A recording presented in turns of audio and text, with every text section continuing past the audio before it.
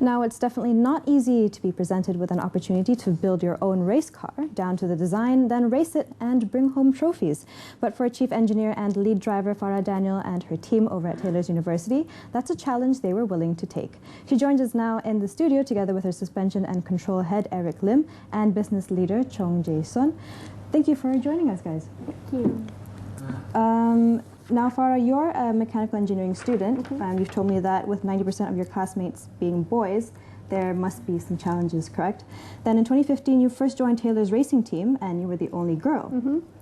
And last year, with 26 people on the team, only 3, including yourself, were girls, and you were made chief engineer. Yeah.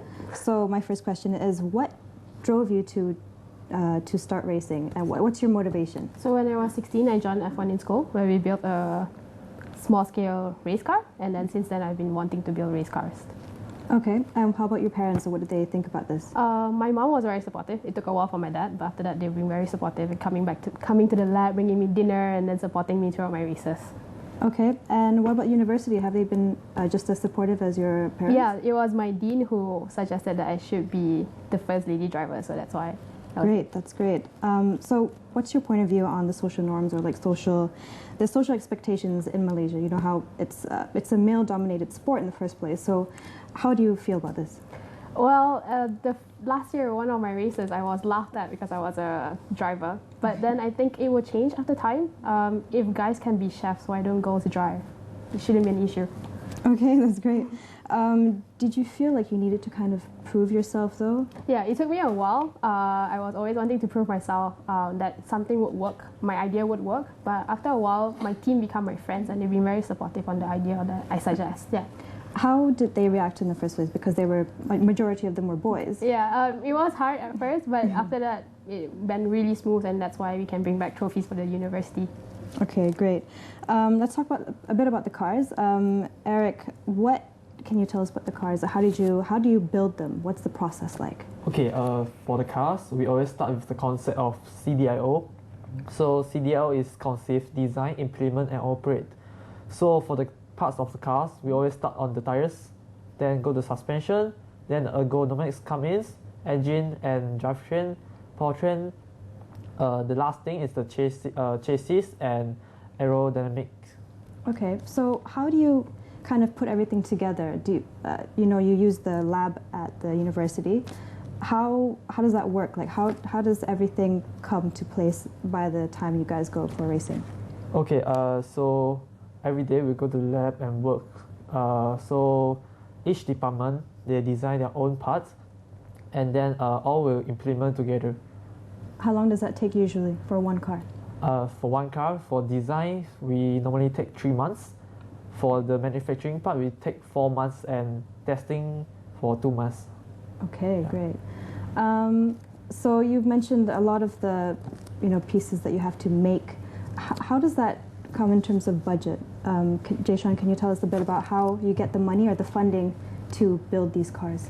Yeah, sure. So like what Eric said, based on the conceive and design stage, we managed to finalize a budget of 90,000. So from this 90,000, we can derive that the support comes from both external and also the school, but mostly from the school. And aside from monetary, we also receive support in terms of the facilities, the machines that we use, and the raw materials. Yes. Okay. How about sponsors? Do you have to go out and get them yourself, or how does your university support you? So for external sponsors, I have a team working together with me, and we're from the business school.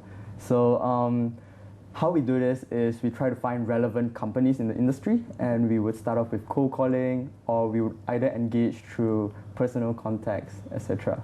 And how the school helps us is through guidance, a lot of guidance, and also in terms of a media sponsor, media showcase, sorry.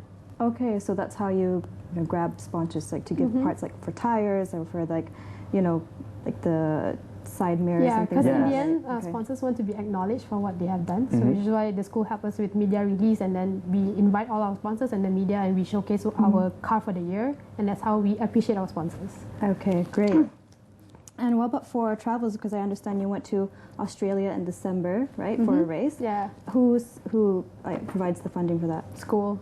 So Yeah. everything will be from the Yeah, university. in 2015, we were sponsored by Tune Hotel in Australia as well. Okay, great.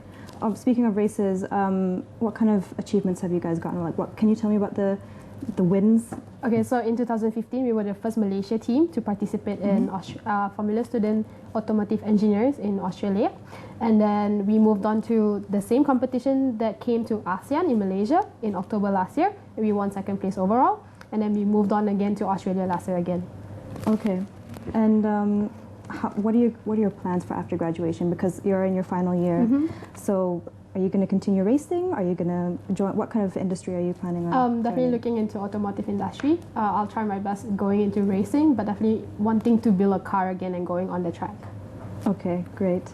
And what about you guys? Do you plan on kind of continuing with this kind of in this racing in this sport, in this team? Eric, would you like to go first? Racing always is my the first thing comes to my mind. After graduation, I think I will go more to the racing company or motorsport company. Yeah. I think as for me, one word to describe my experience being in Taylor's racing team thus far would be refreshing. Because coming from the business school, it's definitely a new experience, being able to put theories into practice, definitely gaining new insights into the motorsport industry. Okay.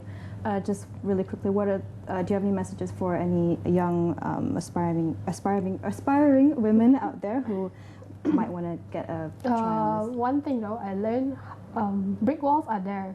It's either to stop you to go for your goals, or either you're gonna crush it and go for your goals.